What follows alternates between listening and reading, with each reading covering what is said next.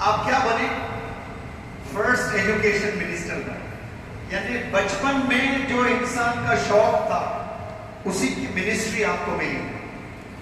اور میں نے تو سنا ہے کہ جب منسٹریز بٹ رہی تھی نا، جب الیکشن ہوتا ہے، ابھی حال ہی میں کرناٹک میں الیکشن ہوا، تو الیکشن جیتنے کی ایک خوشی ہوتی ہے، پھر جیتنے کے بعد اندر ہی کئی جگہیں ہوتی ہیں، لڑائیاں ہوتی ہیں کہ مجھے یہ منسٹری چاہیے، مجھے یہ پورٹ فولیو چاہیے.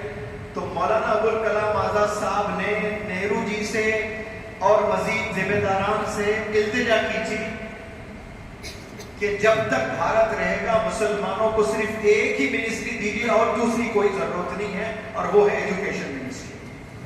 کیوں بولے ہوں گے مولانا ابوالکلام آزاد؟ کیونکہ اقرا کی امپورٹنس کو جانتے ہیں، وہ علم کی امپورٹنس کو جانتے ہیں، وہ اقرا کے ایمبیسڈر تھے. وہ اردو بولتے تو غضب کی اردو. علماء بھی اتفاق رکھتے ہیں قرآن اگر عربی میں نہ اترتی، اردو میں اترتی، تو مولانا ابوالکلام آزاد صاحب کی اردو میں اترتی. یعنی ایسی بہترین اردو، یعنی ایک کاش کر کے بولتے ہیں نا، ویسے اترنا تو عربی میں تھا اور اتر بھی گئی اور جنت میں وہی زبان بولنے والی ہے. لیکن اگر سے جب بات آئی ہے نا، تو اگر مطلب ایک انسان کا وش ہے، اور انگلش آپ لوگ شاید پڑھیں گے نا مولانا ابوالکلام آزاد کی ووکیبلری میں، مجھے ڈکشنری دیکھنا پڑا تھا.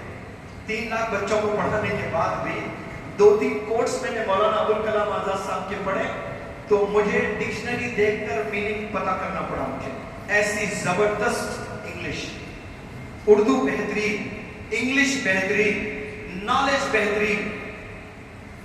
پھر کوئی مولانا ابوالکلام آزاد صاحب سے نہرو جی نے پوچھا تھا کہ قوم کو تباہ کرنا ہے تو کیا کرنا چاہیے؟ تو مولانا ابوالکلام آزاد صاحب نے جواب دے کر پھر بعد میں پچھتایا کہ کاش نہیں بتانا چاہیے تھا. مولانا ابوالکلام آزاد صاحب نے کہا کہ ہسٹری کو اگر مٹا دو گے تو قوم مر جائے گی. آج ہسٹری کو مٹایا جا رہا ہے. آج جا کر چھوٹے چھوٹے اسکول کے بچوں کو سوال کریں ماضی کے بارے میں، کسی کو کچھ نہیں پتا ہے. سب کرکٹرز کو جانتے ہیں، اتنا پورٹری کیا جا رہا ہے، دکھایا جا رہا ہے. بالی ووڈ کے ہیروز کو سب جانتے ہیں،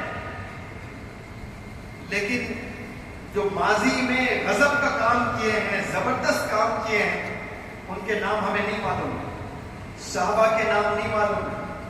برقع پہنا کر لڑکیوں کو حجاب میں رکھ کر والد سمجھتا ہے کہ I have done a wonderful job، کہ میں میری لڑکی کو حجاب میں کالج بھیجتا ہوں. ایسے کتنے لڑکیوں سے میں نے پوچھا کہ آپ صلی اللہ علیہ وسلم کی اہلیہ کا نام بتاؤ، تو فاطمہ رضی اللہ تعالیٰ عنہ بتاؤ.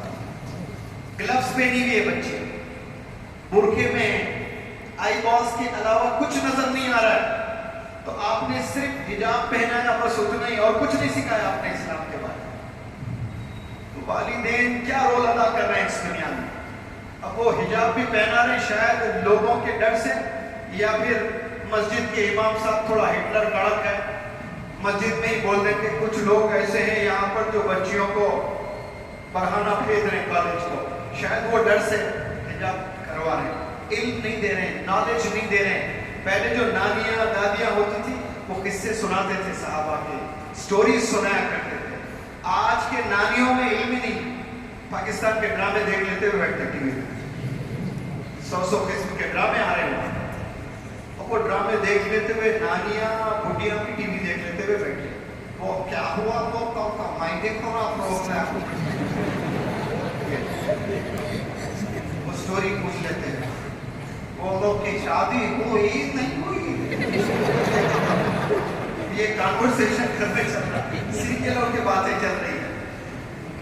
میں کل بھی صورت میں بتایا تھا، میں جب 10th اسٹینڈرڈ میں تھا میرا رینک 25 تھا آؤٹ آف 40، 40 میں کون سے نمبر پہ تھا؟